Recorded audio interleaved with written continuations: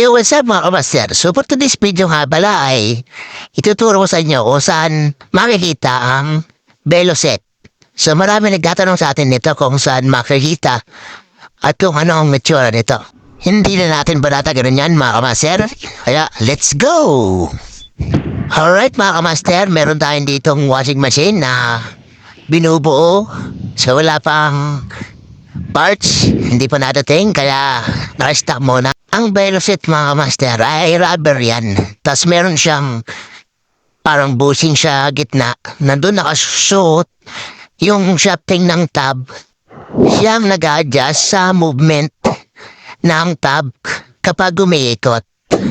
So kaya ano yan, rubber. Siya din ang sumasalo ng lahat ng tubig na nakukuha ng dryer kapag umiikot na yung tab. Kapag naglilik na mga kamaster yung Veloset nyo, ay palitan nyo na yan kasi baka masira pa yung motor winding ng dryer. Kapag naman maingay na yung dryer nyo, ito ang gawin nyo.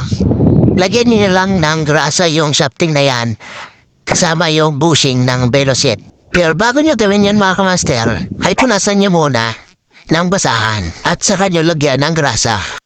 Sana may natutunan kayo kamaster. Hanggang dito na lang. Palike at share naman po.